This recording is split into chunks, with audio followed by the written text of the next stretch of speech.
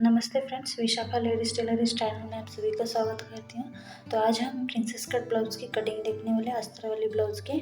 तो हम 36 साइज़ का हम प्रिंसेस कट ब्लाउज़ कटिंग करने वाले हैं। आप इस मेजरमेंट को ना 34 या 32 साइज़ के लिए भी आप यूज़ कर सकते हो। तो सबसे पहले हम ना अस्तर पर कटिंग करेंगे। तो अस्तर की इस तरीके से फोल्डिंग कर लेनी है। अस्तर की फोल्डिंग ना इस तरीके से हमारे चेस्ट का फोर्थ पार्ट प्लस 3 इंच हमें लेना है। प्रिंसेस कट में हम 3 इंच एक्स्ट्रा मार्जिन लेते हैं, तो उसके अकॉर्डिंग हमें इसकी फोल्डिंग कर लेनी है। तो देखिए मेरे टोटल फोल्डिंग ना नीचे का 12 इंच का है।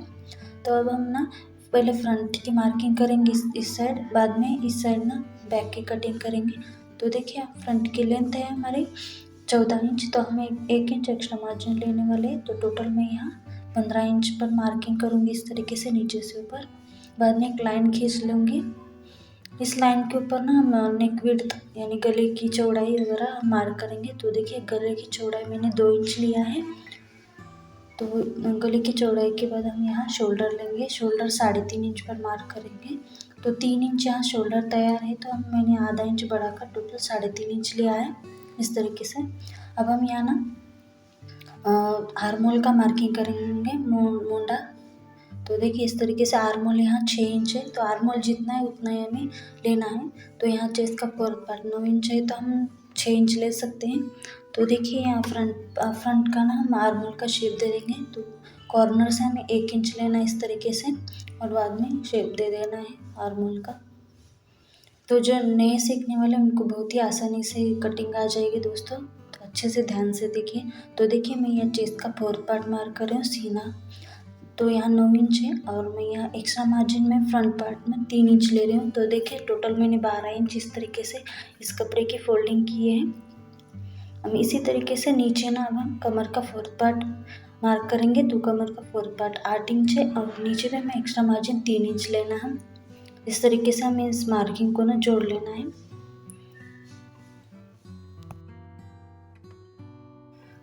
तो देखिए अब हम यहाँ ना आगे की गले की लेंथ मार्क करेंगे। तो आगे के गले का लेंथ है 6 इंच, तो मैं यहाँ आधा इंच बढ़ाकर 6.5 इंच पर मार्क कर रही हूँ। और नीचे से हमें नेक विड्थ 3 इंच रखना है, इस तरीके से हमें मार्क कर लेना है। और ऊपर से हमें नेक विड्थ 2 इंच ही रखना है। इस तरीके से दोनों नेक विड्थ को ना हमें इस तरीके से तिरछी लाइन बनाकर हमें जोड़ लेना है। तो देखिए इस तरीके से और गले का शेप दे देना है। तो आगे का गले का ना मार्किंग हो चुका है। अब हम प्रिंसेस कट का शेप देंगे। तो देखिए फोल्डेड साइड से नीचे कमर के ऊपर हमें 3.5 इंच पर मार्क करना है। बाद में 3.5 से ऊपर हमें 4 इंच लेना है। अब सभी मेजरमेंट के लिए ये मेजरमेंट आप यूज़ कर सकते हो। जो प्रिंसेस कट का शेप देना होता है सभी लोगों के लिए सेम होता है। तो देखिए इस तरीके से हमें आर्महोल में इस शेप को ना जोड़ लेना है इस तरीके से। तो आर्महोल का हमारा जो शेप है ना 1 इंच का, उसमें हमें अटैच कर लेना है। तो देखिए यहाँ से ना हमें आगे 1.5 इंच लेना है, जहाँ हमने 3.5 लिया था। अब हम 1.5 इंच के ऊपर से लेंथ में भी 1.5 इंच लेना है इस तरीके से, और हमें इस टक्स का शेप दे देना है। ये बहुत ही मेन है इस प्रिंसेस कट ब्लाउज में।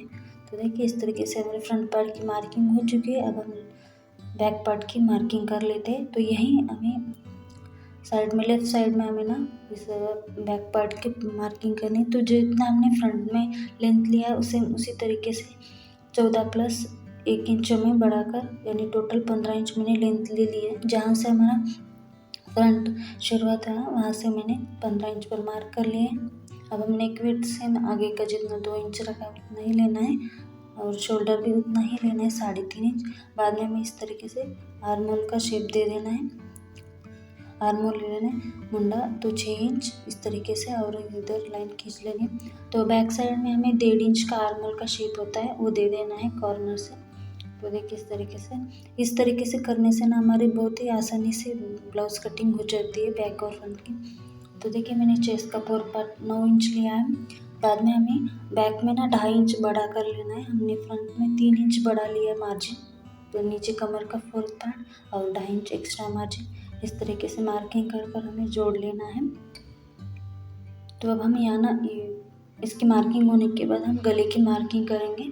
तो यहाँ ना हम ब्लाउज़ का जो पीछे का कमर पट्टी होता है ना, उसका नाप लेना है। तो मेरा यहाँ कमर पट्टी का 4.5 इंच है, तो उसमें मैंने आधा इंच बढ़ाकर टोटल मैंने 5 इंच की कमर की पट्टी मार्क कर रही हूँ। पीछे का जो गले का नीचे होता है ना कमर पट्टी, हमारे ब्लाउज का चौड़ा वाला पट्टी, उसका मार्किंग करना है, उसमें आधा इंच बढ़ाकर लेना है।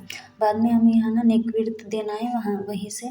तो मैंने 3 इंच लिया है नीचे, और ऊपर हमें जितना नेक विड्थ रखा है 2 इंच, उसी को ना इस तरीके से हमें तिरछी लाइन खींचकर जोड़ लेना है। तो आप इस तरीके से गले की मार्किंग करेंगे ना तो बहुत ही परफेक्टली आपका गला और पीछे का कमर पट्टी आएगा। तो देखिए इसमें मैंने गले का शेप दे दिया है, पर मुझे यहाँ ना मटका गला का शेप देना है, तो मैंने आपको समझाने के लिए गोल गले का शेप दे दिया। तो आप इस बॉक्स में ना किसी तरीके का भी आप गले का शेप ले सकते हो, मटका या गोल, पान का या चौकोनी, आप किसी तरीके का भी गले का शेप ले सकते हो इस बॉक्स में।